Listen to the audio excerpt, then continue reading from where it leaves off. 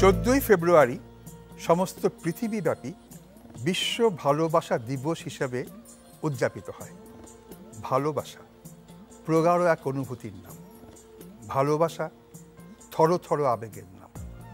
বিশ্ব ভালোবাসা দিবসে পৃথিবীর সব প্রান্তেই যেন এই আবেগ, এই অনুরাগ, এই কামনা, এই বাসনা ফুটে ওঠে। ভালোবাসা কি শুধুমাত্র তরুণ তরুণীর ভেতরেই হবে, আরও ব্যাপ্তিতে নিয়ে যাওয়া যায় না? আমরা ভাবছি ভালোবাসাটা হওয়া উচিত এমন একটা ব্যাপ্তির সাথে যা মানুষকে বিস্তৃত করবে, প্রসারিত করবে। যদি ভালোবাসা হয় প্রকৃতির সাথে। আজকে আমরা এই অনুষ্ঠানে সেই উপলব্ধির জন্য, সেই বিশ্বাসের জন্য 3 জন গাঢ়তম প্রেমিককে আহ্বান করেছি। পাশেই আছেন নদী ও জলাশয় প্রেমিক ডক্টর আইনুন নিশাত, তিনি ব্র্যাক ইউনিভার্সিটির মাননীয় ভাইস চ্যান্সেলর। কিন্তু তাকে আজকে আহ্বান করেছি, তিনি জলাশয়, নদী, তরঙ্গ, ঢেউর প্রেমে জীবনের বেশিরভাগ সময় কাটিয়েছেন। আর আছেন জীবনানন্দ কবিতায় নাটোরের বনলতা সেন, পাখির নীড়ের মতো চোখ তুলে তাকালেন নাটোরের বনলতা সেন। বাংলা সাহিত্যের প্রেমের সবচাইতে প্রগাঢ়তম উক্তিটির সঙ্গে পাখির নীড় সম্পর্ক জড়িত। সে পাখি প্রেমিক ইনাম আল হক, বাংলাদেশ পাখি সমিতির তিনি সভাপতি। এবং এই পাখি প্রেমিককে আহ্বান করার উদ্দেশ্য হচ্ছে আমরা বুঝব প্রেম পাখির মাছ দিয়ে কিভাবে ডানা মেলে উড়ে যায়, ফুলে ফুলে ঢলে ঢলে। ফাগুন মাস, প্রচুর ফুল ফুটবে, এও কিন্তু ভালোবাসার এক প্রতীক। এবং সেজন্য আজকে মুকিত মজুমদার বাবু, পরিবেশ প্রেমিক, প্রকৃতি ও জীবন ফাউন্ডেশনের চেয়ারম্যান, তাকেও আহ্বান করা হয়েছে যে 3 প্রেমিককে আমরা ডেকেছি বোঝার জন্য প্রেম কি সেদিন চৈত্র মাস তোমার চোখে দেখেছিলেম আমার সর্বনাশ সেখানেই থাকবে, নাকি প্রকৃতির মাঝে ছড়িয়ে যাবে।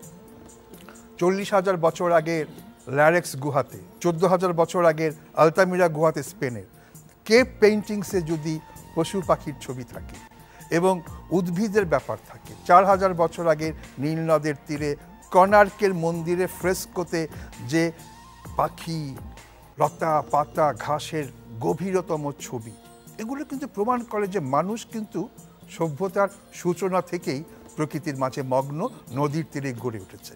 ডক্টর আইনুন নিশাত, এই নদীর প্রেম, পানির প্রেম, এটাই কি সভ্যতার সূচনা? কিন্তু ওই নীলের তীরে বলেন, ওয়াংহোর তীরে বলেন, সিন্ধুর তীরে বলেন, ওই পানির কাছে গিয়েই মানুষ প্রকৃতির মাঝে নিরাপত্তা খুঁজে পেয়েছে। তো বিশ্ব ভালোবাসা দিবসে আমাদের এই প্রেমটা আরও প্রগাঢ় হতে পারে না?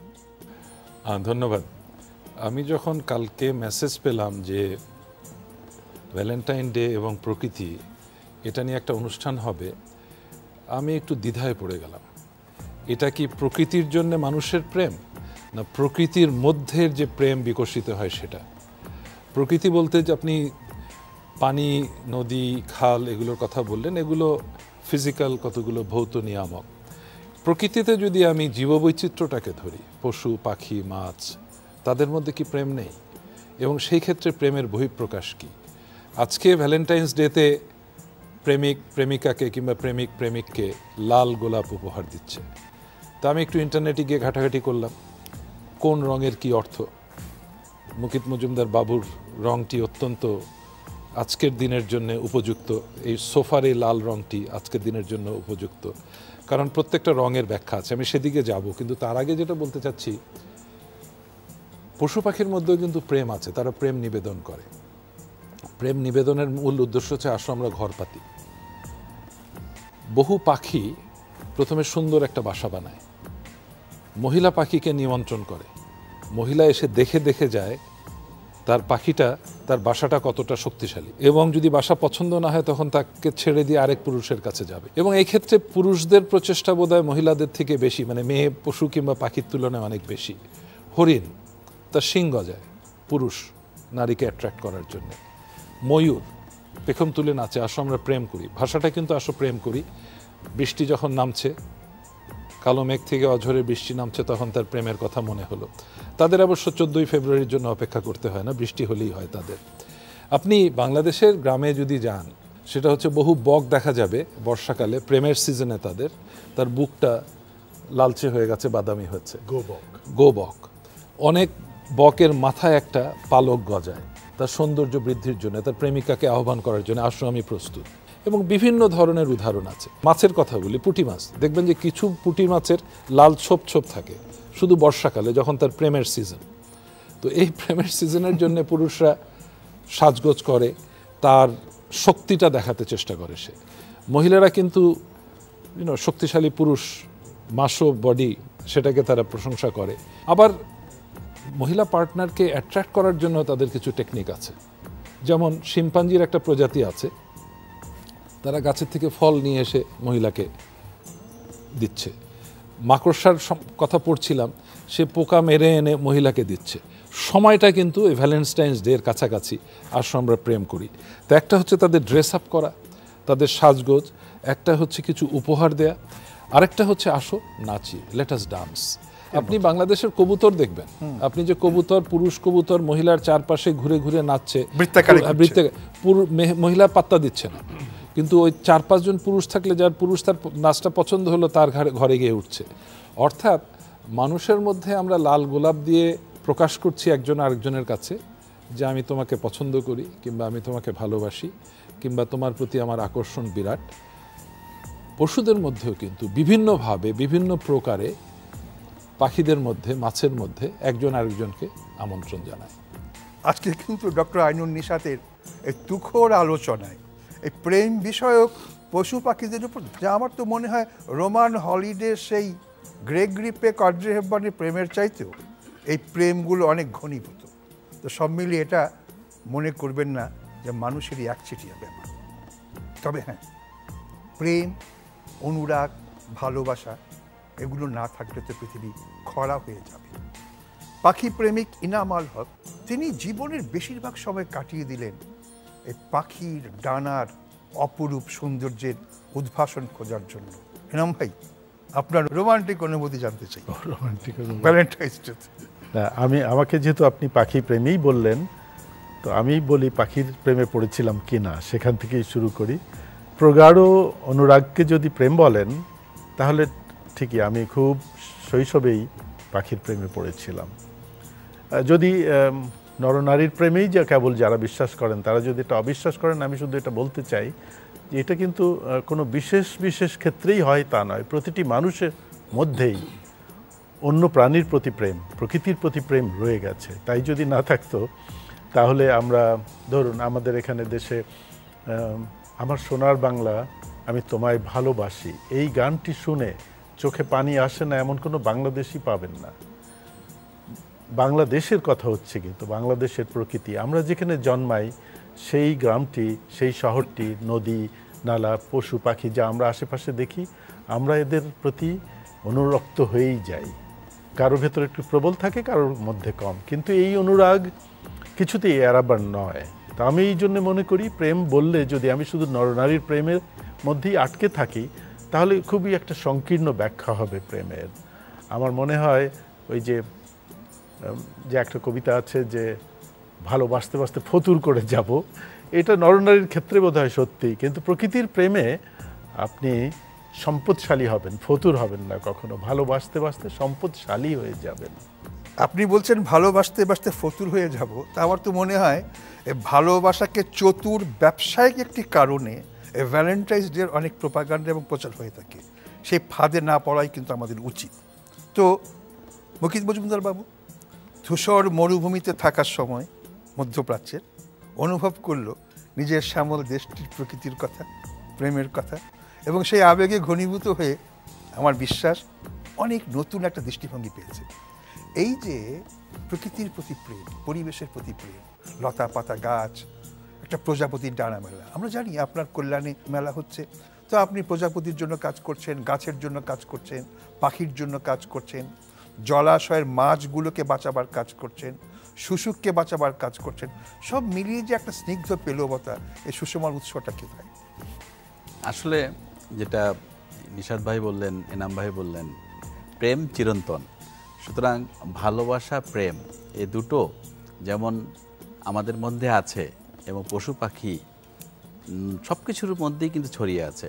তো সুতরাং এই চিরন্তন প্রেম ভালোবাসা, এই ভালোবাসা কিন্তু যদি প্রকৃতির প্রতি আমাদের না থাকতো, আসলে মানুষের প্রতি মানুষের ভালোবাসাটাও থাকতো না, জন্মাতো না কিন্তু।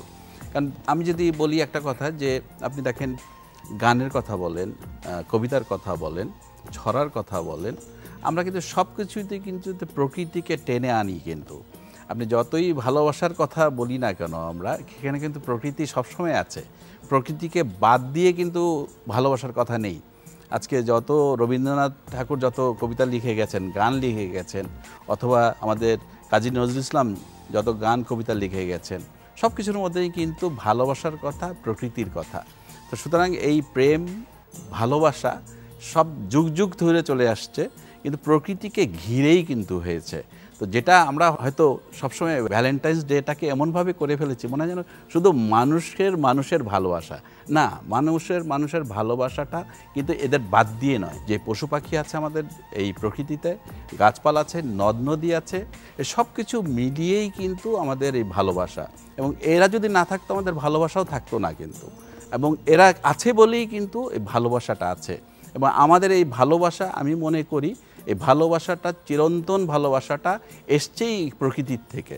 এবং এই প্রকৃতির কারণেই কিন্তু আমরা মানুষকে একজন আরেকজনকে ভালোবাসি।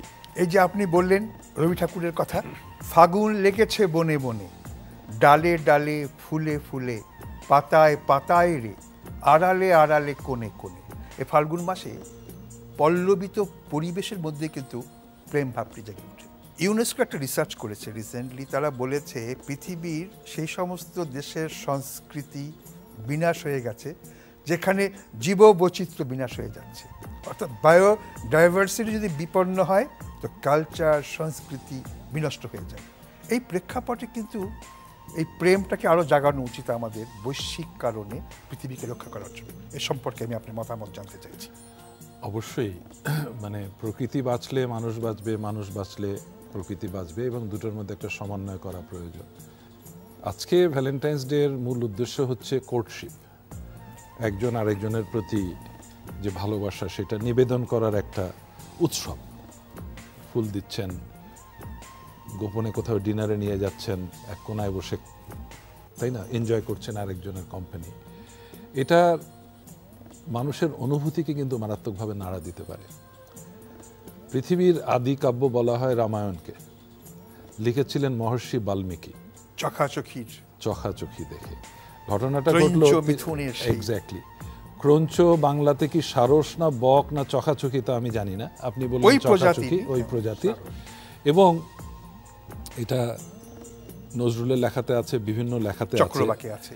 কিন্তু একটা চোখাচোখির একজনকে, স্ত্রীকে যখন নিষাদ মানে ব্যাধ তীর দিয়ে হত্যা করলো, তখন তার সঙ্গী তাকে ডানা মেলে আশ্রয় দিতে চেষ্টা করলো, তীব্র স্বরে তার কান্না, এবং তারপরে যখন বুঝলো যে তার ফেরার কোনো চান্স নেই, বাঁচার কোনো চান্স নেই, তখন তাকে ঘুরে ঘুরে উপরে, কিন্তু সেখান থেকে সে চলে যায়নি। অর্থাৎ কাছেই ব্যাধ আছে, ব্যাধ নিষাদ তাকে আবার হিট করতে পারে, সেই ভয় তার নেই, জীবনের প্রতি মায়া নেই, সঙ্গীর প্রতি। যে এইটা দেখি তারা প্রেমরত অবস্থায় ছিল। বাল্মীকি যে শ্লোক উচ্চারণ করলেন, এটা কি বলা হয় যে পৃথিবীর প্রথম সাহিত্য, প্রথম কর্ম। এটা কিন্তু এসছে ওই বিলাপকারী সঙ্গী পাখিটার যে বিলাপ, সেইখান থেকে তার হৃদয়ে যে হে মা নিষাদ, তুমি কি করলে, এদেরকে তুমি হত্যা করলে। এবং সে যে বিলাপ করে, যে তার সঙ্গীর অন্তিম মুহূর্তগুলোতে, এটা কিন্তু যারা শুনেছে তারা বলে যে এইরকম বিলাপ অত্যন্ত করুণ, তাই না? অর্থাৎ অনুভূতির প্রকাশটা, অনুভূতি কিন্তু অটোমেটিক্যালি এসছে। এবং যেটা বলা হয় যে তিনি তখন চমকিত হয়ে বললেন, এটা আমি কি বললাম, অর্থাৎ মনের ভিতর থেকে এটা এসছে। বাট আমাদের জগতে বর্তমান বহিঃপ্রকাশ যেটা আপনি একটু আগে বলছিলেন যে এটা কমার্শিয়ালাইজেশন হয়ে গেছে। এখন teachers day, father's day, mother's day, grandfathers day, তার সাথে এখন ভ্যালেন্টাইন্স ডেও চলে এসছে। বাট মূল কাহিনীটা তো অত্যন্ত করুণ। ইনি তো একজন পাদ্রী ছিলেন, খ্রিস্টান পাদ্রী। তিনি প্রেমিক প্রেমিকাকে কি বলবো উৎসাহ দিতেন, গোপনে তাদের বিয়ে দিতেন, তো বিয়ে দিলে রাজা খুব অখুশি হলো, ইটালির ঘটনা। রাজা তাকে ধরে নিয়ে জেলখানায় পুড়ে ফেললো, কারণ বিবাহিত পুরুষরা যুদ্ধে যেতে চায় না, সেনাবাহিনী, অনেক ধরনের কাহিনী আছে। এবং শেষ মুহূর্তে তিনি তার যে এই ব্যাপারে তার প্রেমিকাকে বোধহয় একটা চিঠি লিখেছিলেন, এবং যেটা জেলখানার যে কারা কর্মকর্তা তার মেয়েকে কোনো মতে পৌঁছে দিয়েছিলেন যে ওকে পৌঁছে দাও।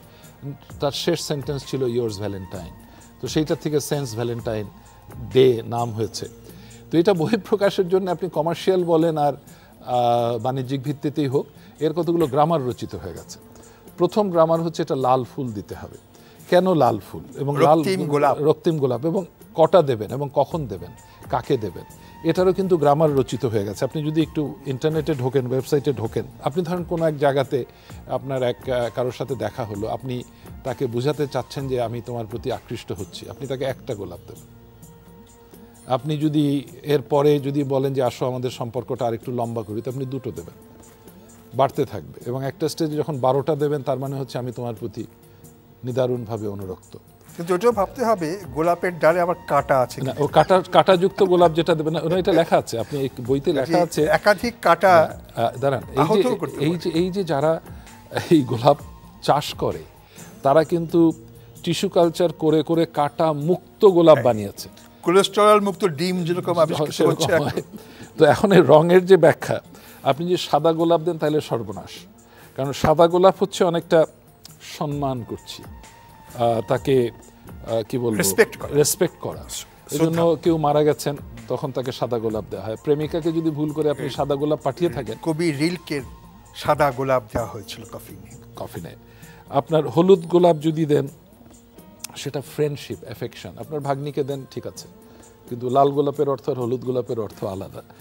আপনি যদি অরেঞ্জ গোলাপ দেন, বাবু ভাই পড়ে আছেন, সেটা হচ্ছে তিনি সকলকে হ্যাপিনেসের প্রতি আহ্বান জানাচ্ছেন, শুভেচ্ছা জানাচ্ছেন সকলকে, কিন্তু প্রেম নিবেদন করেননি। ওটা করার জন্য কিন্তু রংটা বদলাতে হতো।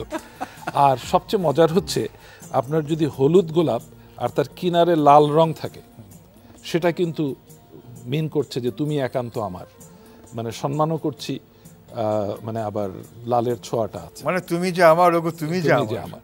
আর যদি বলতে চান যে আমি আর তোমাকে ছাড়া আর কাউকে বিশ্বাস করি না, তাদেরকে 365টা গোলাপ দিতে পারে, প্রতিদিনের জন্য একটা। তো আমার খুব কৌতূহল হলো, ওখানে নির্দেশিকাতে 1, 2, 3, 4 করে 100, 365 পর্যন্ত 99, 100, 200 ইত্যাদির মানে লেখা আছে। আমার খুব কৌতূহল হলো যে 13টা দিলে কি হবে, কারণ খ্রিস্টান জগতে 13কে তো আনলাকি মনে করা হয়। তো উত্তর লেখা আছে, যাকে দেবেন তাকে বলা যে আমি তোমার গোপন প্রেমিক, মানে আমি গোপনে থাকতে চাই। তো এখন এই বাণিজ্যিক জগতে এই জিনিসগুলো বিভিন্নভাবে ফুটে উঠছে।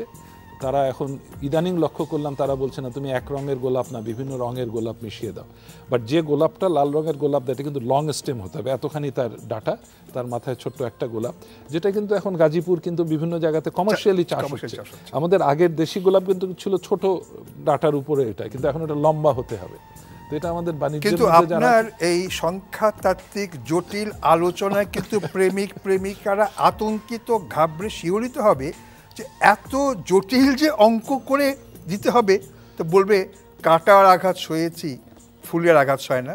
তবু ধন্যবাদ আপনাকে যে আপনি একটা যথার্থ ব্যাখ্যা করেছেন। এই যে বিভিন্ন কালারের যে একটা ব্যাখ্যা, আমরা কিন্তু অনেক সময় এটা না জেনেও, না আমি এটা সিরিয়াসলি নিয়েছি বলে পড়াশোনা করে এসেছি। এটা গুরুত্বপূর্ণ, কিন্তু মানুষের বুঝতেই তো পারছি যে আপনি অনেক তথ্য সমৃদ্ধ হয়ে এসছেন, কিন্তু যারা তথ্য জ্ঞানহীনভাবে ঝাঁপিয়ে বেড়াচ্ছিল তারা আজকে থেকে হয়তো আপনার কথার পরে একটু ঢোক গিলে ভাববে কয়েকটা গোলাপ দিলে প্রেমটা দীর্ঘস্থায়ী হবে। রাম ভাই, এ কথা ঠিক, প্রকৃতির কাছ থেকে কিন্তু মানুষ প্রেমের অনুভূতিটাকে পেয়েছে। অপরাজিতা ফুলের মতো নীল আকাশ, মেঘগুলো ভেসে যাচ্ছে, ঢেউ, নীল সমুদ্রের উত্তাল ঢেউ। প্রাচীন গ্রিক সাহিত্যে কিন্তু সমুদ্রের গর্জনের ভেতর দিয়ে প্রেমিকার আহ্বান খুঁজে পেত বিভিন্ন দ্বীপাঞ্চলের মানুষেরা। প্রাচীনকালে মানুষ যখন ফুলটা গুজে দিল তার প্রিয়তমার কাছে, সেখান থেকে যে অনুভূতিগুলো ঘনিত হয়। তো এই প্রকৃতি প্রতি প্রেমটাকে কি আরো বিস্তারিত করে ছড়িয়ে দেওয়া যায় না? কারণ শুভ্রতার জন্য, সৌন্দর্যের জন্য, বিকাশের জন্য এবং কি বলবো, আত্ম উন্নয়নের জন্য কিন্তু এই প্রকৃতিজ প্রেম দরকার। রবীন্দ্রনাথ যে কারণে বোলপুরের বন্ধা মাটিতে এখানে আরাম এখানে শান্তি বনবাণী গাছ লাগিয়ে বীজ বপন করে শ্যামল উপত্যকা করেছিল, কারণ মানুষের মনকে কিন্তু শ্যামল হওয়া উচিত। আজকের ভ্যালেন্টাইন্স ডেতে আমাদের প্রেম নরনারীর মধ্যে সীমাবদ্ধ না রেখে প্রকৃতির মধ্যে ছড়িয়ে দেওয়ার দিয়ে শুরু করেছি কথা। ডক্টর আইনুন নিশাতের কথা থেকেই ধরা যাক যে 12 গোলাপ দিয়ে যদি আমাদের গভীর প্রেম প্রকাশ করা যায় আরেকজন মানুষের প্রতি, তাহলে ভেবে দেখুন যে প্রতিদিন যে 12শত কোটি গোলাপ প্রকৃতি তৈরি করছে আমাদের জন্য, প্রকৃতির কত প্রেম আছে আমাদের প্রতি, এবং তারই প্রকাশ কিন্তু এই যত ফুল, শুধু গোলাপ নয়। আমরা এইভাবে প্রকৃতিকে দেখতে পারি, প্রকৃতির প্রতিটি ফুল ফল ভালোবাসার প্রকাশ আর সব প্রাণীর প্রতি। এবং এই যে আপনি রবীন্দ্রনাথের কথা বললেন, রবীন্দ্রনাথ কিন্তু একেবারে বলেছেন হুবহু এই কথা যে গভীর অনুরাগ হলো বৈরাগ্য। মানে এত গভীর ভালোবাসা হবে যে ভালোবাসা এমনকি অনুভবও করা যাবে না, যে ভালোবাসার ভেতরে আছি আমরা। সত্যিই কিন্তু প্রকৃতির প্রতি ভালোবাসা আমাদের স্বাভাবিক। অনেক সময় নাগরিক জীবনে আমরা এটা হারিয়ে ফেলি, অনেক সময় এটাকে জাগরিত করলে জীবন বেশি আনন্দের হয়। ঠিক আপনার পেছনেই যে ছবিটি ক্যামেরায় উদ্ভাসিত হচ্ছে, একটি পাখি আরেকটা পাখির প্রতি যে প্রেম নিবেদন করছে। সাধু ভ্যালেন্টাইনের কিন্তু বক্তব্য ছিল একেবারে যুবক যুবতীদের প্রেম নয়, প্রেমটা জেগে উঠুক মানুষের ভেতরে, ভালোবাসা মমত্ববোধ, এবং সেটা অনেক কিছুর প্রতি হতে পারে, বয়স্কদের প্রতি হতে পারে এবং প্রকৃতির প্রতিও হতে পারে। কিন্তু আজকে কিন্তু আমরা চাচ্ছি এই ব্যাপ্তিটাকে ছড়িয়ে দেওয়ার জন্য। মুকিত মজুমদার বাবু, আপনার কল্যাণে কিন্তু আমাদের প্রেম অনেক বেড়েছে প্রকৃতির প্রতি। আগে কিন্তু এত টলটলে সমুদ্রের শুশুক দেখে আমরা উদ্বেলিত হতাম না, এখন কিন্তু আপনার কল্যাণে এই অনুষ্ঠানগুলোতে দেখে আমাদের লাওয়া ছড়া, সাত ছড়া, বিভিন্ন গহীন অরণ্যের নির্জন পথগুলোর প্রতি দুর্বলতা বাড়ছে।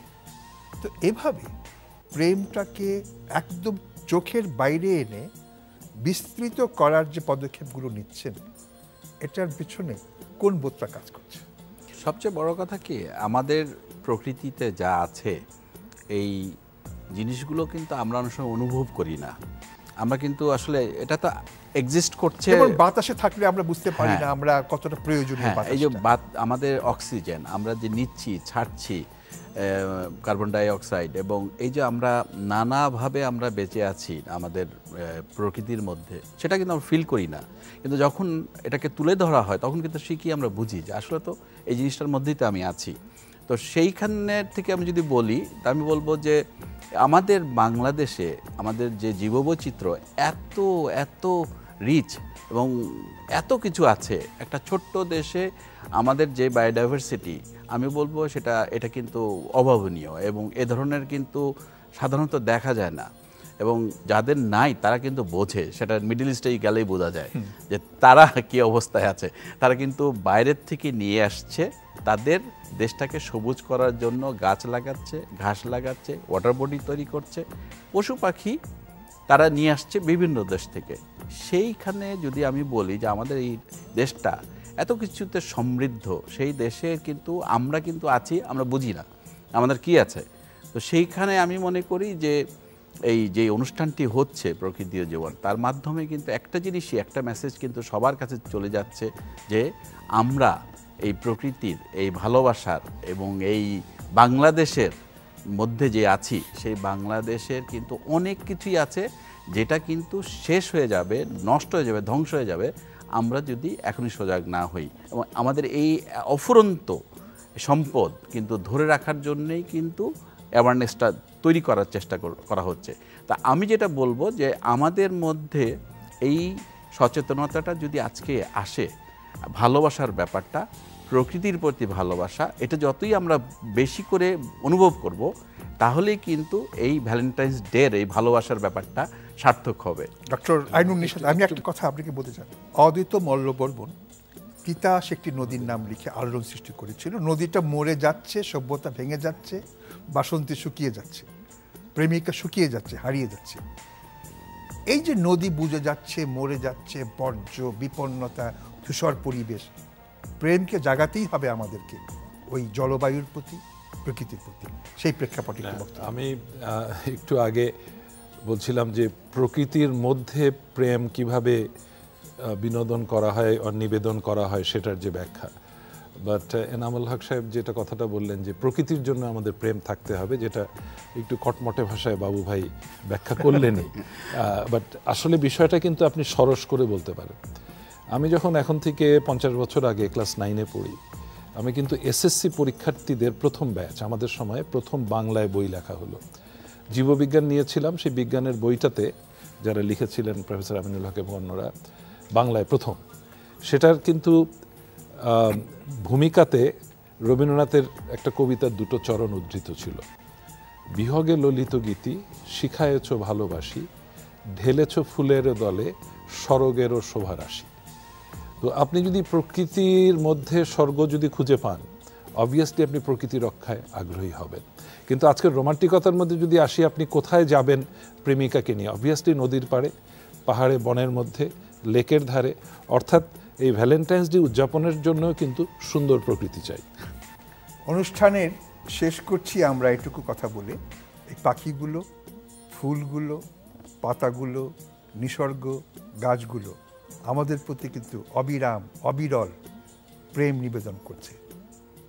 আপনি কি তা শুনতে পান? শুনুন এবং সেই প্রেমের ডাকে সাড়া দিবেন।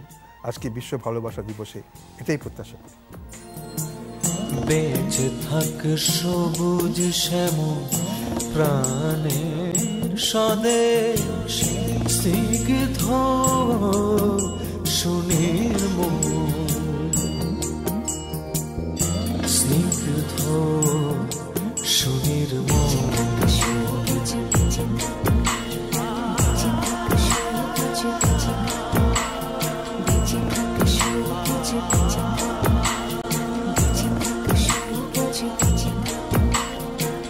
বেঁচে থাক সবুজ শ্যামল প্রাণের স্বদেশ, স্নিগ্ধ